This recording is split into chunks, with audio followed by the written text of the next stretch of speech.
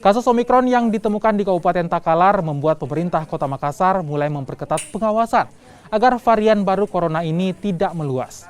Pengawasan bagi warga yang sakit, proses tracking door-to-door, serta percepatan vaksinasi termasuk lansia akan dioptimalkan.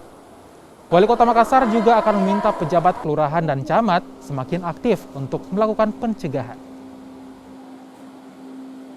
Jadi yang pertama tentunya kita harus memperkuat pertahanan. Pertahanan kita itu ada berapa pertahanan. Pertahanan pertama vaksinasi. Maka vaksinasi 100% itu harus segera kita lakukan. Pertahanan yang paling jelas yang kedua adalah social distancing. Jaga jarak, pakai masker dan lain-lain. Jadi 5M. Nah, ya pertahanan ketiga adalah tracing, ya 3T. Karena tanpa tracing kita akan dikalah dengan kecepatannya Omikron untuk menyebar.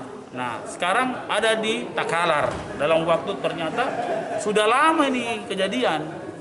Berarti dia kan sudah kemana-mana. Nah, sehingga pemantauan deteksi di RT RW itu sangat penting sekali.